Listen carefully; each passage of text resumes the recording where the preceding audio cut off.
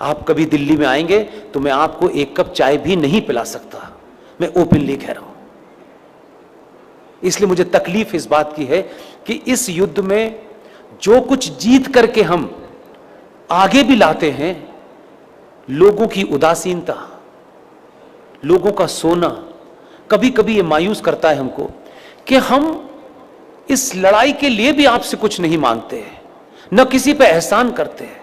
लेकिन इस संचार क्रांति के दौर में आपके पास तमाम चीजों के लिए समय है, लेकिन आपके और भारत राष्ट्र के लिए इतना बड़ा फैसला कराने में हमारी जान निकल गई है, लेकिन आपको उस फैसले के बारे में तक नहीं पता। और उस फैसले, ऐसा फैसला सुप्रीम कोर्ट ने पिछले 20 साल में नहीं दिया, वो दे दिया फैसला। अब हम उस फैसले को जाने भी और जन जन तक पहुंचाएं। हम पे थोड़ा रहम कीजिए, हम पे थोड़ा तरस खाइए भाई। ये इसलिए कह रहा हूं कि इससे ज्यादा और शब्दों में नहीं कह सकता।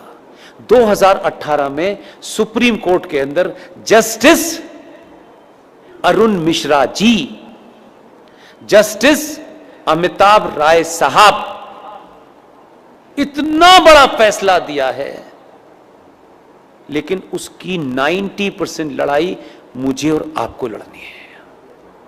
फैसला यह दिया है कि विष्णु शंकर जैन ने कोर्ट में खड़े होकर के कहा कि सर, माय लॉर्ड,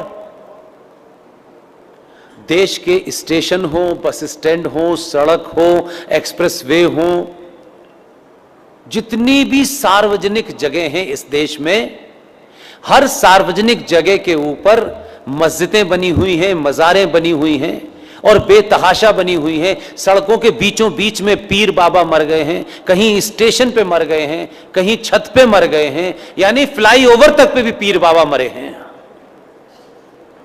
ये भारत के सार्वजनिक और सरकारी जमीन के ऊपर एक जिहाद चल रहा है ताकि कोई भी इनके खिलाफ न बोल सके।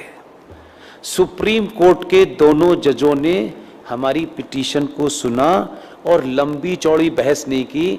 हमारे सामर्थ्य के और हमारी जितनी ताकत थी, आप सोचिए कि हम किन किन चीज़ों से घिरे हुए हैं, उसके बावजूद भी यहाँ मज़ार है, वहाँ मज़ार है, इसका डॉक्यूमेंटेशन करने में हमने जितनी ताकत लग सकती थी लगाई। लेकिन हमारे पास ना इतना पैसा है कि हम देश में घूम घूम के यही काम करें। सुप्रीम कोर्ट ने एक फैसला दिया और फैसला क्या कहा है, उन्होंने रास्ता नहीं छोड़ा, इसमें अब कोई नया एंगल नहीं हो सकता।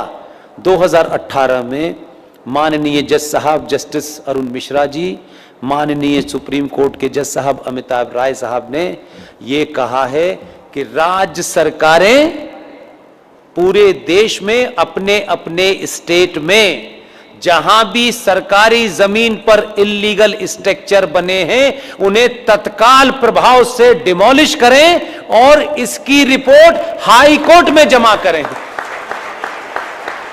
यह ऑर्डर सनातनियों को नहीं पता, यह भी कोई जिहादी आपको बताने आएगा।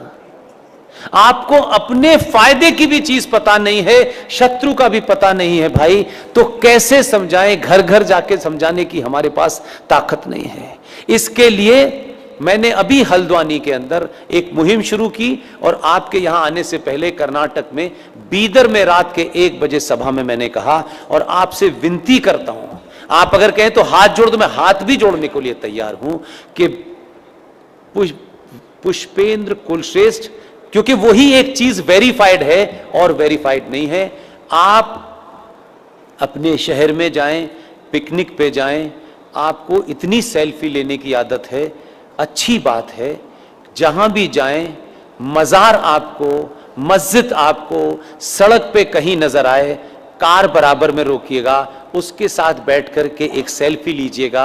आपकी तस्वीर हो उस मज़ार की, उस मस्जिद की जो सार्वजनिक स्थलों पे बनी हुई हो, उसकी सेल्फी लेकर के मेरे फेसबुक अकाउंट पर पुष्पेंद्र कुलश्रेष्ठ वेरीफाइड पर पोस्ट इसलिए कर दीजिए कि उसी का प्रिंट आउट निकाल करके हमको कोर्ट में जमा करना